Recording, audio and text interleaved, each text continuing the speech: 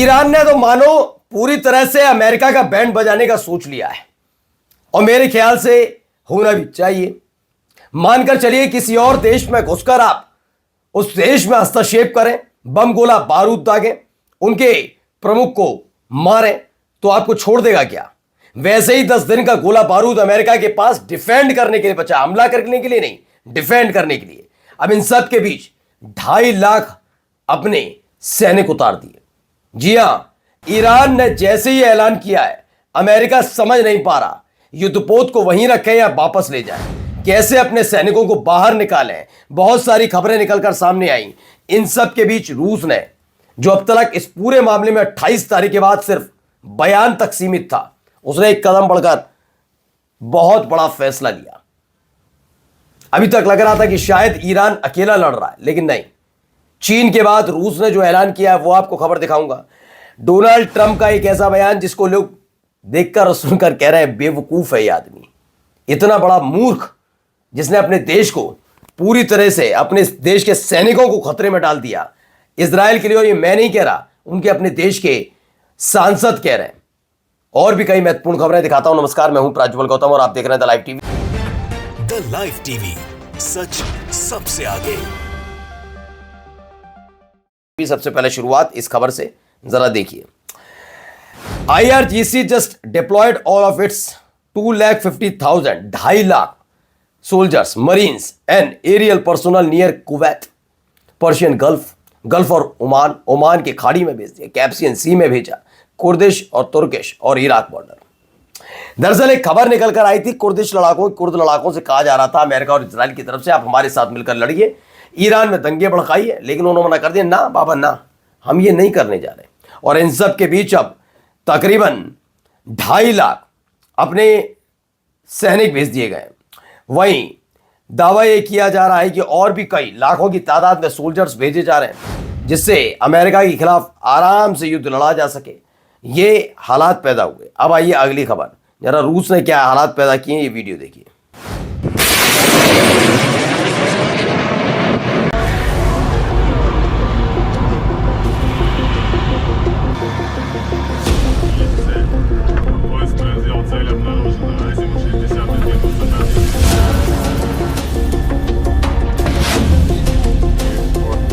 तो वीडियो क्या है? ये रशियन एयर डिफेंस सिस्टम है, embarrass western defence in the gulf.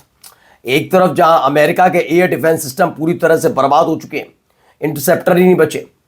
अब आपके पास इंटरसेप्ट करने के लिए मिसाइल नहीं बचेगी तो कहाँ इंटरसेप्ट कर पाएंगे, यानी डिफेंड कहाँ कर पाएंगे, हमला तो दूर की बात है। और ये हालात रूस की तरफ से और ज़्यादा पेचीदा बना दिए गए जब एयर डिफेंस सिस्टम भारी तादाद में भेज दिए गए। अब जरा देखिए, यहाँ पर रोआ पीटा सब कुछ चल रहा है, क्योंकि सबको पता है क्या होने जा रहा है। ये देखिए, जब तैयारी नहीं करेंगे तो ऐसे ही रोआ पीटी चलेगी। लगता है जिंदगी बड़ी आसान है, लेकिन इतनी आसान है नहीं। ये परीक्षा की घड़ी है। जी हाँ, परीक्षा की ऐसी घड़ी जब एग्जाम आपके करीब आ रहा है, और ये एग्जाम इस लेवल पे है जब आपके पास 10 दिन का गोला बारूद बचा है। Trump sends a new consignment of young soldiers to fight and die for Israel, और यहां पर रोआ पीटी चल रही है। सबको पता है कि वहां पर उतना रसद नहीं बचा जिन रसद के सहारे ये लोग बच पाए, क्योंकि देखिए गोला बारूद के सामने इंसानी जिंदगी क्या। Analysis suggest school was hit एमिड US strike on Iranian naval base. A New York Times investigation reveals it was the US that struck Minab Gulf Elementary School, killing 175 students, not Israel, like previously assumed. अब ये दावा किया जा रहा है कि वो Israel ने नहीं बल्कि अमेरिका ने हमला किया था, जिसमें 175 बच्चियों की, छात्राओं की जान चली गई। और इसे चाहिए नोबेल पुरस्कार, इसे नोबेल पुरस्कार चाहिए ट्रंप को। सोचिए ये, और मैं तो अब भी कहता हूं जो देश इस आदमी के साथ संबंध रखते हैं उनकी खुद की कितनी गैरत रही होगी। जो इस आदमी के लिए टूट पड़ते हो वो आदमी कितने गैरत के होंगे, सोचिए। ये मुस्कुराता हुआ लीचड़ जैसा चेहरा, मैं बिल्कुल कहूंगा, जो बच्चियों की जान ले, अपनी बेटी और दामाद के लिए आ जाए ना। जब दामाद फंस गया था समंदर में, उसमें अब्राहम लिंकन में, तो उसकी सांस अटक गई थी। प्रेसिडेंट ट्रंप से there will be no deal with Iran, expect unconditional surrender. मेरे भाई, पहले तुम अपने सैनिकों को बचाओ। मैं अब भी नहीं कहता कि ईरान जीतेगा हारेगा, ये गारंटी मैं भी नहीं ले सकता, कोई भी नहीं ले सकता। लेकिन इतनी हकीकत है कि अमेरिका की सैनिक दहशत में है, इसीलिए उन्होंने खुद मोर्चा खोल दिया इस आदमी के खिलाफ। मैं तो कहता हूं जो राष्ट्र प्रमुख इस बात की हिमायत करता है कि झोंक दो अपने देश को युद्ध में, अपने परिवार को पहले फ्रंट फुट पर रखे, जितने पहले मर्द हैं उनको, फिर औरतों को भी उतारे मैदान में, उतारे, अपनी बेटी को उतारे, दामाद को उतार दे, फ्रंट फुट पर लड़वाए ना, अब्राहम लिंकन पर खड़ा कर दे रनवे पे जो बना रखा है, नहीं कर पाएगा। ये वही लोग हैं। मैं युद्ध का बहुत खिलाफ हूं, किसी के खिलाफ युद्ध नहीं होना चाहिए, लेकिन जिस आप अपने देश के सैनिकों की जान दांव पर लगाकर खेल करते हो। ये देखिए एक और video.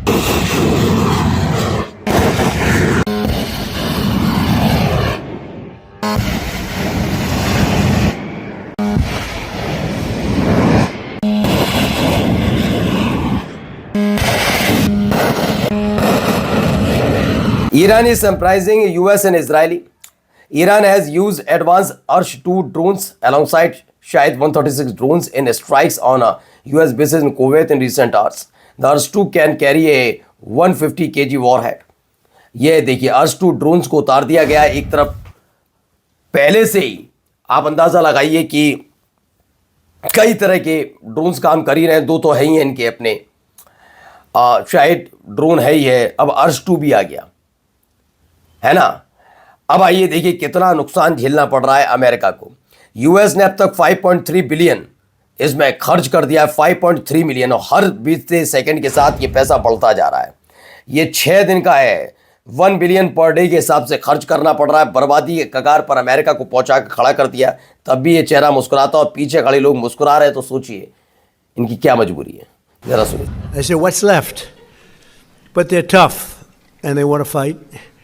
And they're calling, they're saying, how do we make a deal? I said, you're being a little bit late. And we want to fight now more than they do. We've had 47 years, depending on the way you count it. तो Trump पहली बार मानसिक रूप से पराजित नजर आए। Iran बहुत ताकतवर है और वो सचमुच लड़ना चाहते हैं। ये उन लोगों के लिए करारा जवाब। सोचते थे कि एक तरफा लड़ाई होगी जिसमें अमेरिका और इजराइल जीतेंगे, लेकिन ये खुद ट्रंप भी मानते हैं कि हालत खराब है। इजराइल की विपक्षी नेता ने कहा ईरान के पास 20,000 बैलिस्टिक मिसाइल बताई जाती हैं, और अगर इतनी मिसाइल हैं तो ये एक तरह से परमाणु बम भी हैं। हमें ईरानी लोगों से नफरत नहीं है, वे हमारे भाई बहन की तरह हैं। ये इजराइल की विपक्षी पार्टी की नेता बोल रही हैं और बोलना भी चाहिए। मुझे लगता है कि ये मत कहिए कि कौन हार रहा है, दुश्मन का साथ दे रहा है। दुश्मन पैदा किसने किया? पहला हमला किसने किया? इजराइल ने ना। क्या ईरान ने इस बार भी हमला किया? पिछली बार भी इजराइल ने हमला किया था। अफसोस यह है कि ईरान ने बेवजह इसको छोड़ दिया। इस पिछली बार ही इसका अगर काम तमाम होता तो ज्यादा बेहतर। मैं फिर कहता हूं मैं युद्ध के खिलाफ हूं, लेकिन जो देश हमेशा विस्तारवादी सोच रखे, दुश्मनी वाली रवैया रखे, और जो देश का प्रमुख घोटालेबाज हो, लफंडा टाइप का हो, जो हमेशा युद्ध के बारे में सिर्फ अपने आप को बचाने का सोचता हो और जिसका पूरा परिवार घोटाले में शामिल हो, जो अपने देश का सगा ना हो, तो उसके साथ देश कैसे सगा हो सकता है। Iran one strike will expend as air defence down more Israeli US drones. कह दिया है कि वो एक्सपेंड करने जा रहा है। एयर डिफेंस सिस्टम एक ऐसी स्थिति में लाकर खड़ा कर दिया है जिससे हालात और खराब होते हुए नजर आ सकते हैं, यानी कि अमेरिका और इजराइल के ड्रोन मार गिराए जाएंगे। इस स्तर पर अपना एयर डिफेंस सिस्टम भेज रहा है। और जाते आते एक महत्वपूर्ण खबर जरा सुनिए क्या कह रहे हैं अरागाची। Are your allies Russia and China helping you? Well, they are supporting us politically and otherwise. Are they supporting you militarily? Well, military cooperation between Iran and Russia is not a secret. You know, we have worked with each other in the past, and that has continued. And will continue, I guess. तो NBC ने पूछा इनसे सवाल कि भैया ये बताइए रूस और चीन का आपके प्रति क्या रवैया है, क्या वो आपकी मदद कर रहे हैं? They have always helped us. उन्होंने कहा उन्होंने हमेशा मदद की। Does that mean yes? उन्होंने कहा इसका मतलब क्या? उन्होंने कहा बीच युद्ध में ये पूरी डिटेल में आपको देने नहीं जा रहा हूं, यानी कि ये अकेला देश नहीं है। ईरान को पर्दे के पीछे रूस और चीन मदद जरूर कर रहे हैं, लेकिन अगर फ्रंट फुट पर खेलने लग जाए तो सोचिए अमेरिका का क्या होगा, जो ईरान से नहीं लड़ पा रहे। नमस्कार। द लाइव टीवी, सच सबसे आगे।